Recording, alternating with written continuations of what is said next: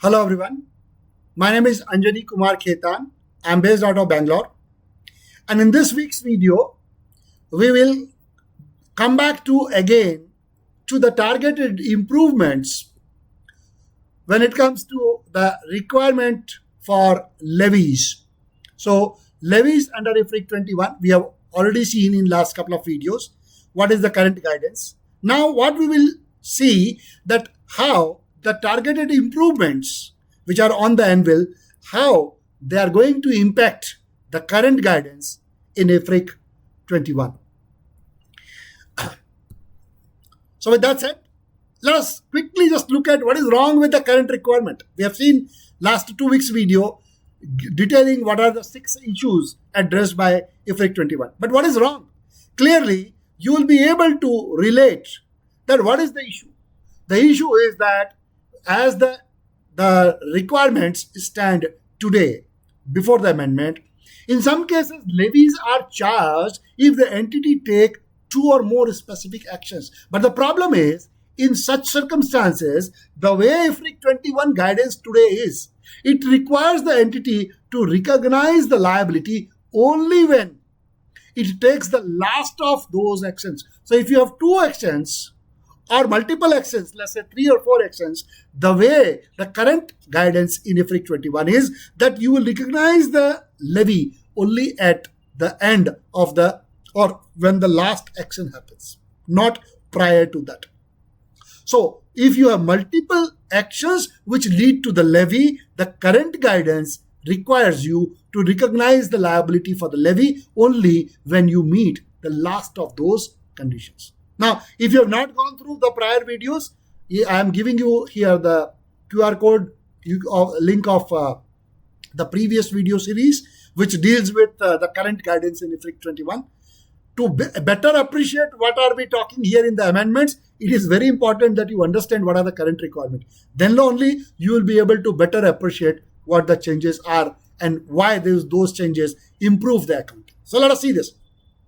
So because of these 2 requirements, wherein you are actually required to recognize the liability on when the last of those triggering the actions are happening, which triggers the levy, this requirement results in entity recognizing some of those periodic levies as an expense only at a point in time, which is late in the period. We have seen multiple of such case studies in the previous video series, right? So you can look at that. So this is another example. I'm not going through again one more time. This has already been discussed in the earlier video, but for simplicity, I have just to bring the context, I have brought it here. That in these circumstances, which we have already covered, the liability is recognized as per the current guidance at a point in time.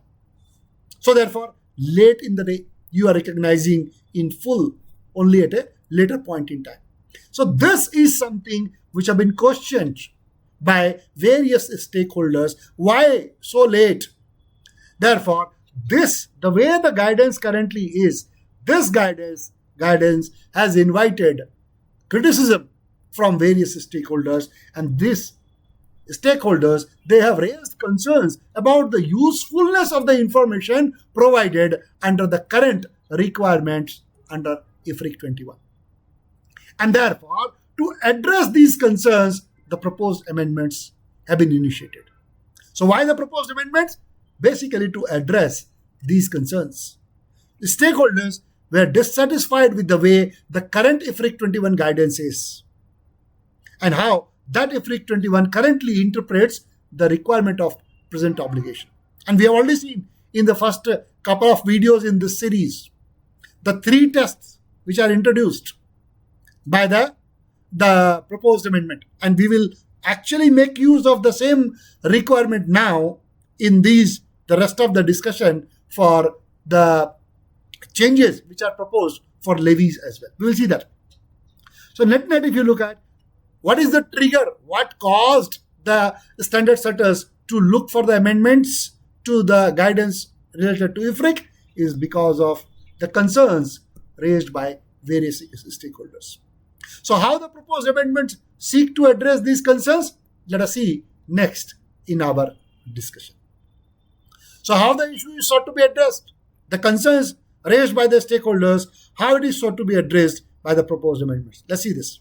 So, this is a familiar chart, and I have also given the QR code for the playlist of all the other videos wherein we have talked about all of these criteria: obligation test, transfer test, and past event test. If you do not understand this, it will be very difficult for you to follow this particular video and the next one also. And therefore, if you have not gone through the earlier video, I would recommend please go through these videos and then come back and watch this video, because it is in the series and you need to better understand these also before we get into this. So, having understood these requirements under the proposed amendment, the proposed amendment now seeks to clarify the requirement for the present obligation. This requirement, present obligation, one of the three requirements under the proposed amendment. So, the amendment seeks to clarify the requirements for the present obligation criteria and also change the timing of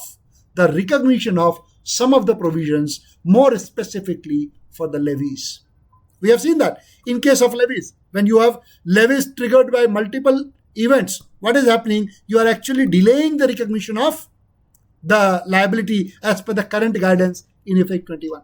So that will undergo a change under the proposed amendment. So what this proposed amendment will seek? See here. The entire guidance of IFRIC 21 will be withdrawn. It will be taken out from the literature. So the proposed amendment will replace the requirements in IFRIC 21, which will be withdrawn. Correspondingly, under Ind AS framework, at some point in time, when we also bring in those amendments in Ind AS framework, even Appendix C will be withdrawn, hopefully, at some point in time. So, the proposed amendment will replace the guidance in IFRIC 21, and IFRIC 21 will be withdrawn. And the accounting for the levies, which is currently under IFRIC 21 and Appendix C, that will be aligned to the general requirements of when to make provision, which is under IAS 37, under IFRS world, and Ind AS 37 under Ind AS world. So net bottom line is that IFRIC 21 will go under the proposed amendment, and the requirement for recording provision, including those related to levies, will be governed by the general requirements of the provisions by incorporating these new guidances, which we have seen in the first two videos for which the playlist is given here. Okay, moving further. What additional things come? So therefore, the new requirements are proposed for levies when those levies are triggered by two or more specific actions or events. The example which I gave, you are earning revenue, but if you are operating in the next period and earn revenue, then there are two events here. First event is that you earning revenue in the last year, and the second event is that you have to start earning revenue in the current year. So we have seen that the revenues, the obligation or the obligating event happens at a late date in the point in time when the second event happens. That will change. So the new requirements are proposed for levies when they are triggered by two or more specific actions or events, and also the proposed amendments will change. The amendment will change the requirement for levies which are triggered because of the threshold being exceeded. So threshold based levies, that guidance will also change. Now in this video, because the volume of the information to be explained is too much, so I will actually cover only this part. This one, that what changes the proposed amendment will bring in to the specific, the levies which are based on the threshold, that I will cover in the next video, because otherwise this will become a very long video. Okay, so I'll cover this bit in today's video. Okay, and in the next video, this part plus also the the impact on account of the proposed amendment. That is what we will look at. Okay, moving further. So the proposed amendment clarifies that in situations the past event condition is met when the entity has taken the first action, the example which I gave, that earning revenue in the prior year and started earning revenue in the next one. So when the entity has taken the first action, which is this, earning of revenue in the last year, and has no practical ability to avoid taking the second action. That means it has no practical ability to avoid continuing to operate in the next year. So in that case, you will consider the timing of the recognition of levy differently than what we have seen under IFRIC 21. That means you will recognize the liability earlier than what otherwise you have recognized under IFRIC 21. Let us illustrate this with the help of a couple of case studies that will help you understand the concept. So let's look at the first case study, which is on the proposed amendment to levies. Now this is on revenue. I mean, the facts are similar, but we will appreciate how the proposed amendment changed the timing of the recognition of the levy. So for example, consider a scenario: a legislation imposes on entities a levy that on those entities which generate revenue in a specific market. The amount of the levy is a specific percentage of revenue that the entity generates in that market in a particular year, say YTD December. So if you have generated revenue in this period, levy is with respect to the revenue generated in that period. However, the only entities that are operating in the next period, operating as on say 1st January 20X1, the start of this period, they are within the scope of the levy, and then the levy is charged in full. Similar facts which we have seen. What we will now change is and see what are the guidances which are changing here. So let us see. An entity, these are additional facts given to you. An entity receives no economic resource in exchange for paying the levy. That means no quid pro quo. Basically, you are paying levy and in exchange, you are not getting anything.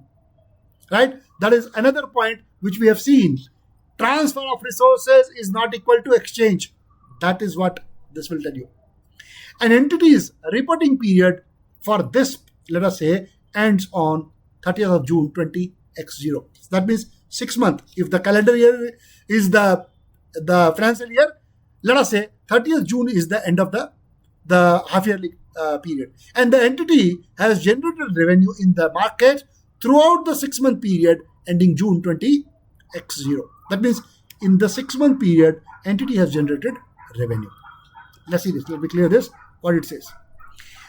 When preparing the entity's financial statement for this June half-year end, the management assesses, they looks at all the terms and conditions of the law and concludes that the requirement to pay the levy is a consequence of taking two separate actions. What are the two actions? First, generating revenue in 20X0 and operating in the market as of this date, 1st of January 20X1. Both the actions are required for the levy to be payable as per what the law says.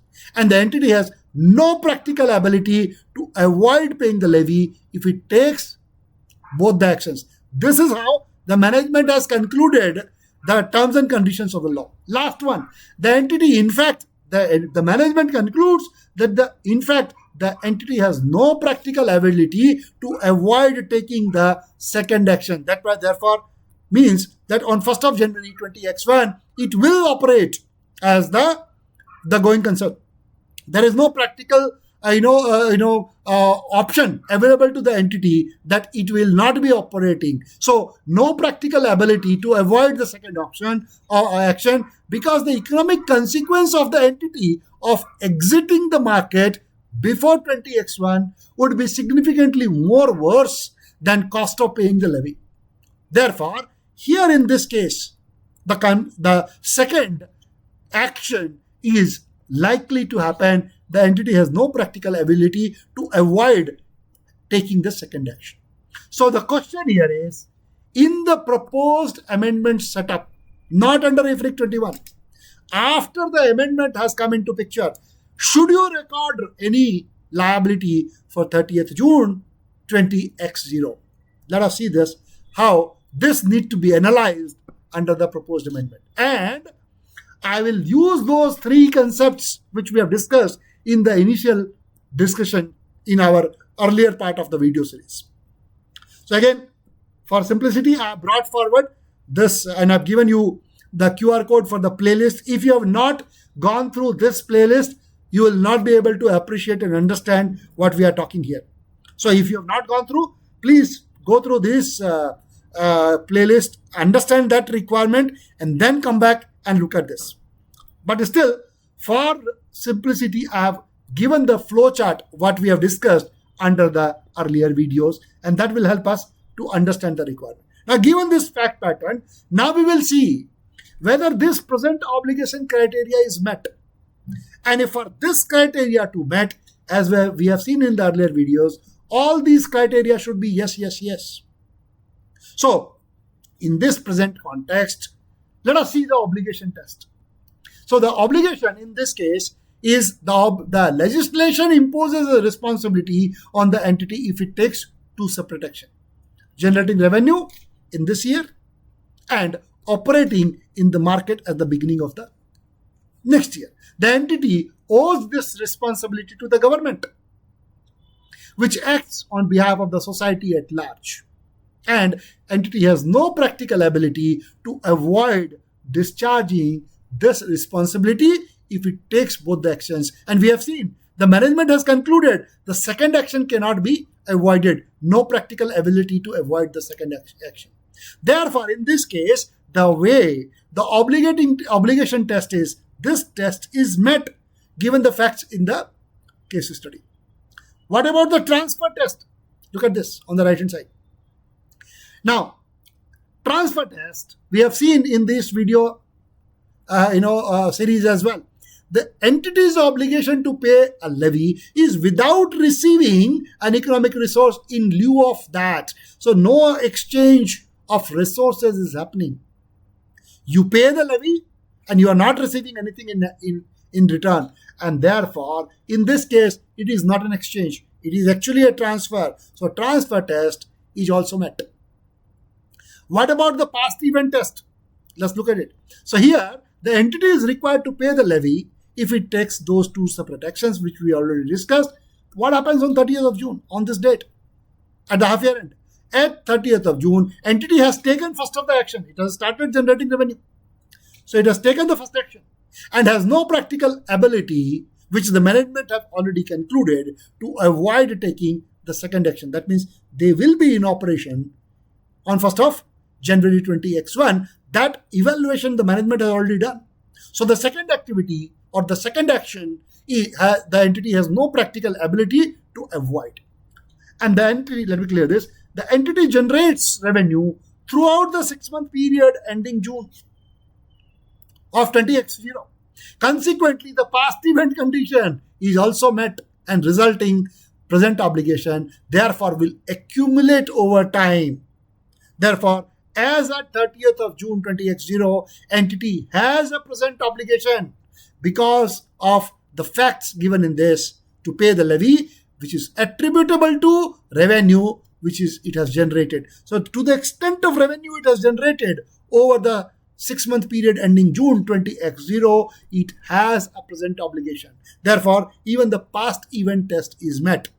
Now, obviously, the other two tests are also met because outflow will be probable in this case study is very clear, and the quantum is also given in the law itself. So other two conditions goes without saying that they are also met. That means if all of these conditions are met, yes, yes, yes, yes, yes, yes, therefore, under the proposed amendment, as of 30th of June, you will need to recognize the provision for the levy, which earlier under IFRIC 21, you were not required to provide.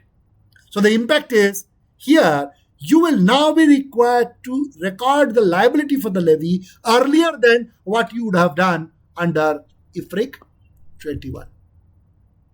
This is the impact that the proposed amendment will bring in. Let us see one more case study for the day, and then we will conclude our deliberation for today. So similar kind of a fact pattern. We have seen the the similar case study in the earlier videos as well. Facts are similar, but let us see what this particular case study tells you. So a government charges a levy on banks. On banks, the levy is being charged, and accordingly, an entity that is operating as a bank on the last day of the annual reporting period is within the scope of the levy. So if you are operating as a bank at the end of the reporting period, you are within the scope of the levy. But the amount of levy is calculated by reference to the total equity in the entity's balance sheet at the end of the reporting period. The reporting period, if the reporting period is longer or shorter than 12 months, then the levy is increased or decreased proportionately. So if you are there only for 9 months in a reporting period, then you will pay 9 out of 12 months. That is 75% of the amount which is otherwise required. Same like what you have in the previous case study, no economic resource is received in exchange. So there is no exchange, it is a transfer of resource. Now let us see these other facts which are important for this case study. At the start of the entity's current annual reporting period, entity is operating as a bank. So at the start of this period, let's say 20x1, you are operating as a bank. The management has assessed all terms and conditions of the law and concludes that the requirement to pay a levy is a consequence of taking two separate actions. What is that? Operating in the current annual reporting period and operating as a bank on the last day of that period. Both the actions are required for the levy to be payable, and the entity has no practical ability to avoid paying the liability if it takes both the actions. In fact, the management has evaluated, if you see here, the management has evaluated and concluded that in fact the entity has no practical ability to avoid the second action, and because the economic consequence of stopping the banking activities will be worse than paying the levy. Right? The question is, should provision be recognized in this case? Let us see this again by reference to those three criteria which is introduced under the proposed amendment. We will again see these three criteria and test whether in this case the levy needs to be recognized. So obligation test, clearly two separate actions are needed: operating in the current annual period and operating as a bank on the last day of that period. The entity owes the responsibility to society at large because it needs to pay to the government and has no practical ability, as assessed by the directors, to avoid discharging the responsibility if it takes two actions. And it has no practical ability to avoid as well. Therefore, obligation test is met. What about the transfer test? Same. You have to pay. No exchange involved. So, non-reciprocal transfer test also met. Again, I have given one more time here the playlist. In case you have not heard, please go and watch those videos as well. And the third criteria is past event test. So, two separate criteria or actions are required for the levy to be paid from the start of the current year. In this case, the entity starts to take the first action and has no practical ability to avoid the second action. Therefore, past event condition is also met at the start of the beginning of the annual period, because management has assessed that you do not have the ability to avoid the second action.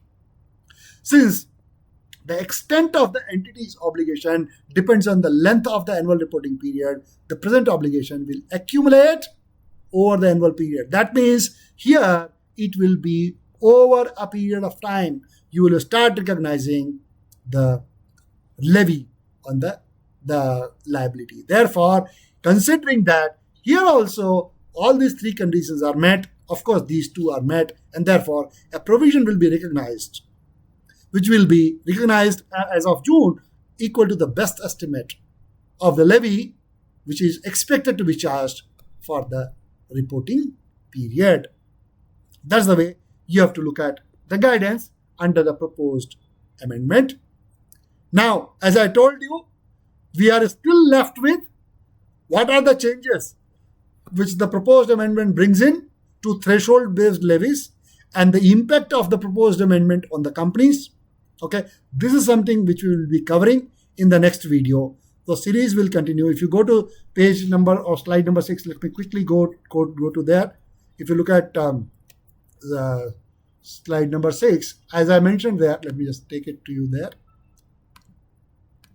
Yeah, so if you see, that's what I mentioned, right? That we are covering only one of this. So we have covered only this bit. This one is still to be covered. That new requirements are proposed for the levies, which are triggered only after a specific threshold is exceeded. This piece we will be covering in the next video, and that would complete all our deliberation. Let me go back to the last slide. Okay, that will conclude our deliberation on the entire discussion on the proposed amendment to IAS 37. So series will continue as I mentioned, and again, as in the past, this is the link of QR code for my YouTube channel, and on the next page you have the link of or the QR code for my LinkedIn profile. Please do connect, support the channel as you can. That will help the channel and personally to me. And this is what I wanted to cover for this particular video. I'll take a pause and I will see you in the next video. Thank you and bye for now.